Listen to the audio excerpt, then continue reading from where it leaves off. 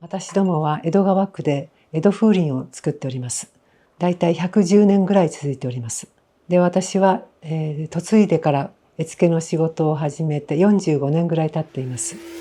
可愛いっていうのは一つのキーワードだと思うんですけども、可愛いとか綺麗だねっていうことで手に取ってもらえる、そこがきっかけの一つかなと思ってるので、そこは大事だなと思ってます。これからまたさらに300年続いたらどんなにいいかなと思ってます。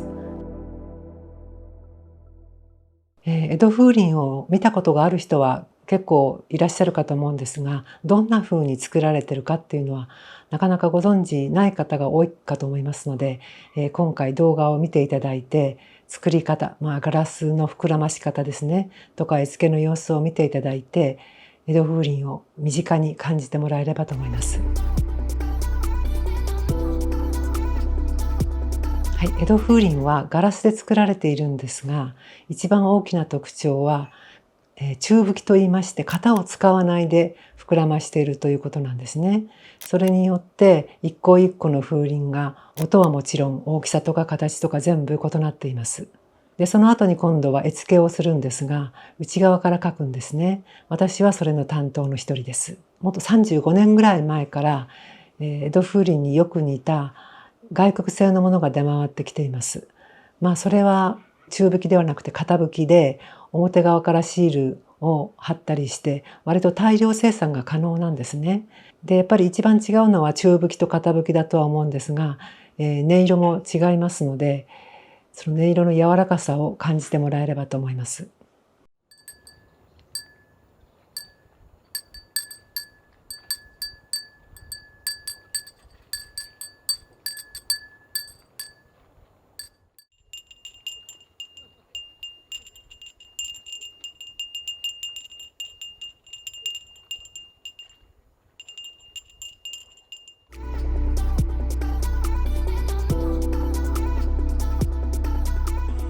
やっぱりですね、お客様に手に取っていただくには、その時代に合ったものを提供することが大事だと思ってますので、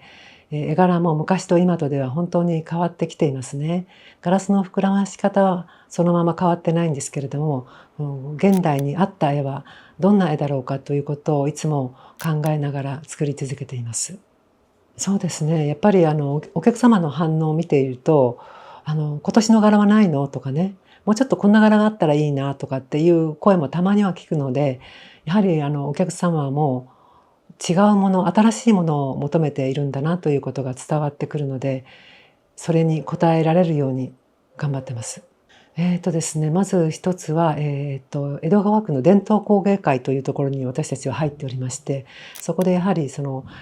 職人さんたちのね、つながりというのはあるんですが、江戸川区ではこんな職人がいて、こういう仕事をやってるんですよっていうイベントがいろいろあるんですね。そこで分かってもらうっていうこととか、江戸川区内では小学生の社会科見学のコースになっておりまして、こんな風にして作るんですっていうのを直に見てもらったりしてます。はい。クリスマス風鈴については、もう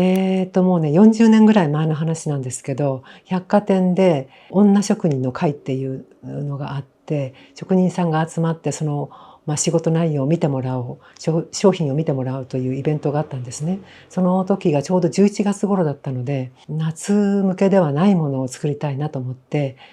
クリスマスの風鈴に思い至りました。で、それからやはり季節季節で変えていってもいいのかなということで、お正月には干支の風鈴とか、そうすると結構いろんなものができるのでね、はい、ずっとやったりしてます。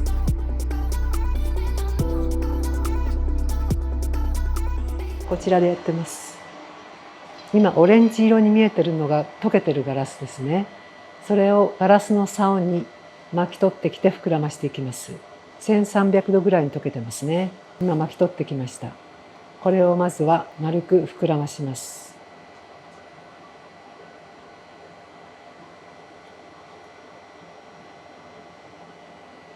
大きさとしてはピンポン玉ぐらいですかね。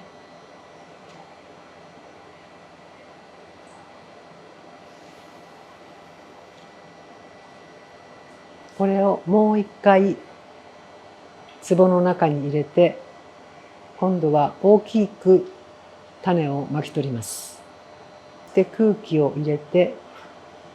今度は長い針金を竿の中に入れて、てっぺんに穴を開けます。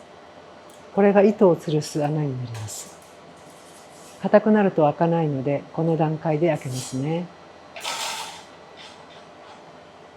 そして空気を吹き込んで、形が決まりました。そして竿から離します。まだ熱くて触れないので、冷めたものから順番に上と下のくびれを切っていくんですね。ちょっと傷をつけて、はい、落ちましたね。小さいところが落ちました。そして危なくないように削ります。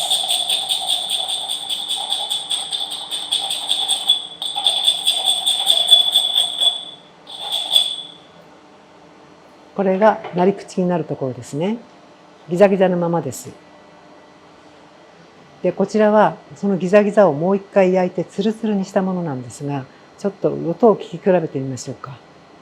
ギザギザですと引っかかっていい音がするんですね。ところがツルツルにしてしまうと滑って音がしないんですね。なので江戸風鈴は下をギザギザに仕上げてあります。そして型を一切使ってないので同じに見えますけども、それぞれみんな大きさとか形とか厚みが違うんですね。ちょっと音を聞いてみましょうか。みんなそれぞれ違いますよね。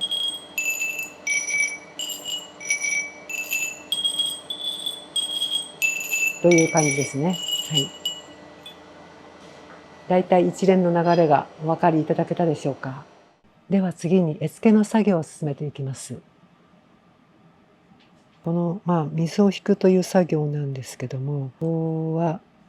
やっぱりちょっと難しいところですね。最後の重なるところが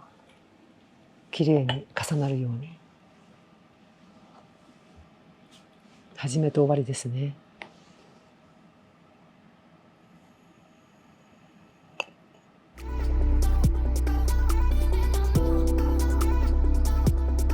生まれたのがだいたい300年ぐらい前なんですけど、これからまたさらに300年続いたらどんなにいいかなと思ってます。そのためにはまずやっぱり広く知ってもらうことですかね。昔はですね、結構植物と合わせることがあって、単独で使われることって珍しかったらしいんですね。例えば吊りしのぶの下に下げるとか、ほおずきにしてもほおずきの下に風鈴がつくとか、何か緑のものと一緒に使われるケースがあったんですね。それが風鈴単独で使われるようになってくると、やはり絵柄が結構ものを言ってくるんですね。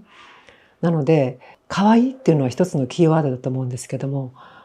可愛いとか綺麗だねっていうことで手に取ってもらえる、そこがきっかけの一つかなと思ってるので、そこは大事だなと思ってます。はい。作り方とか分かっていただけたでしょうか。で、これは個人で体験もできます。個人の体験教室もやっておりますので、もし興味がありましたらば、ぜひいらしてください。